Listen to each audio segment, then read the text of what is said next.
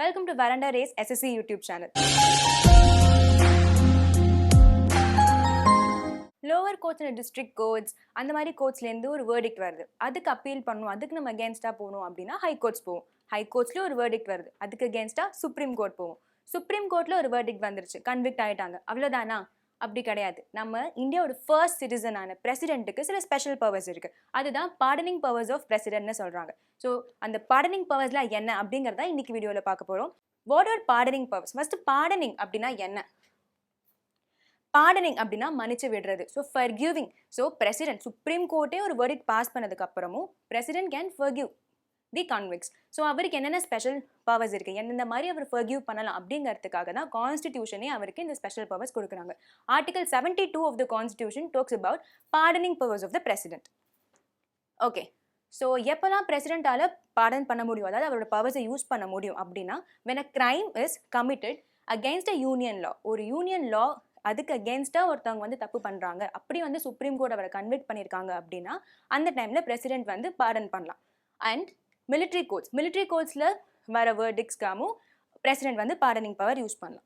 Death sentence, இப்போ supreme court ஒருத்தவருக்கு death sentence capital punishment announce பண்ணாலும் அந்த டைமில் பிரசிடென்ட் அவரோட பார்டனிங் பவர் யூஸ் பண்ணி அவங்களுக்கு இது என்னெல்லாம் பவர்ஸ் யூஸ் பண்ணலாங்கிறத பார்க்கலாம்.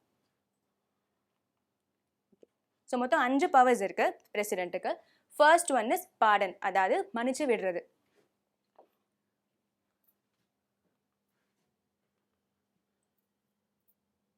Okay, so pardon first one is letting go, forgive பண்ணி விடுறது தான் பார்டன். ஸோ இப்போ அந்த கன்விக்ட் வந்து பார்டன் கேட்டு பிரசிடென்ட் கிட்ட போகிறாங்க அப்படின்னா பிரசிடென்ட் இந்த பவரை யூஸ் பண்ணி அவரை வந்து மன்னிச்சு விட்டுடலாம். இது first pardoning power of the president. Next one is commutation. Commutation அப்படின்னா என்னன்னா சப்ஸ்டியூட் பண்ணுறாங்க.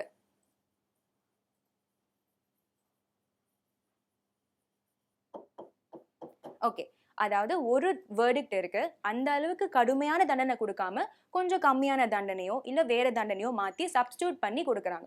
உதாரணத்துக்கு ஒருத்தருக்கு டெத் சென்டென்ஸ் கொடுத்துட்டாங்க, தூக்கு தண்டனை கொடுத்துட்டாங்கன்னா இல்லை அவருக்கு தூக்கு தண்டனையை மாற்றிட்டு ஆயுள் தண்டனை கொடுங்க அப்படின்னு சுப்ரீம் கோர்ட் வேர்டிக்டை மாற்றுறதுக்கு பிரசிடென்ட்டுக்கு இந்த பவர் இருக்கு. So commutation, substitution. Next one remission. Remission and respect ரெண்டுமே சிமிலரான பவர்ஸ் தான், ஆனால் ஸ்லைட் டிஃபரன்ஸ் இருக்கு. என்னன்னா ரெண்டுமே டைம் பீரியடை மாத்திர பவர்ஸ்.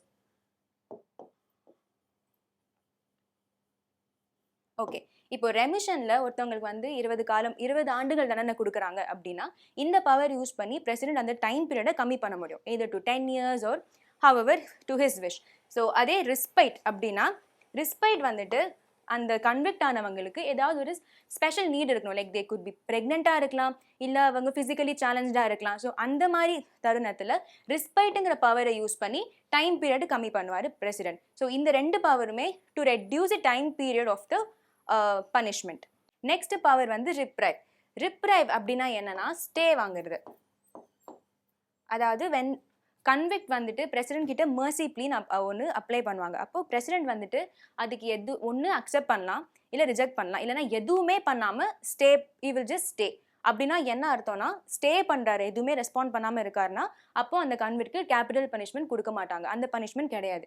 ஸோ ரெப்ரீவ் வந்துட்டு டெத் சென்டென்ஸ்க்கு பிரசிடென்ட் யூஸ் பண்ணுற ஒரு பவர். ஸோ டெத் சென்டென்ஸ் கன்விக்ட்டுக்கு பிரசிடென்ட் ஸ்டே ஹோல்ட் பண்ணுறாரு அப்படின்னா ஸ்டே, ஹீஸ் ஜஸ்ட் ஹோல்டிங், அக்செப்டும் பண்ணல ரிஜெக்டும் பண்ணல, ஹீஸ் ஜஸ்ட் ஹோல்டிங். அந்த மாதிரி ஸ்டே பண்ணியிருந்தா கூட அந்த கன்விக்ட்டுக்கு வந்துட்டு டெத் சென்டென்ஸ் கொடுக்க முடியாது. ஸோ இதுதான் ரெப்ரீவ்.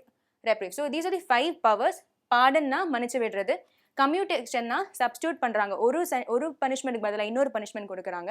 ரெமிஷன்னா டைம் பீரியடை குறைக்கிறாங்க, அந்த கன்விக்டோட டைம் பீரியடை குறைக்கிறாங்க. ரிஸ்பைட்டும் சிமிலர் தான், பட் ரிஸ்பைட் என்னன்னா அவங்க வந்து ஃபிசிக்கலி சேலஞ்சாக இருக்கலாம், இல்லைனா லைக் ப்ரெக்னென்ட், அவங்களுக்கு வந்து ஏதாவது ஒரு கன்சிடரேஷன் ஃபேக்டர் இருக்கும். அதுதான் அப்படி இருக்கிறவங்களுக்கு டைம் பீரியட் குறைக்கிறது தான் respite. And finally reprieve is getting stay. So these are the 5 pardoning powers of the president. இப்போ இதில் வந்து மிலிட்ரி கோர்ட்ஸ் வேர்டிக்டும் அண்ட் டெத் சென்டென்ஸ் கேஸுக்கும் கவர்னரால் பார்டனிங் பவர் அவருக்கு கிடையாது. So only for anything against a law, அதுக்கு மட்டும்தான் கவர்னரால் பார்டன் பண்ண முடியும். But for president, these are the special powers. So with this, I hope pardoning powers are very clear, and I'll meet you all again in another video. Thank you.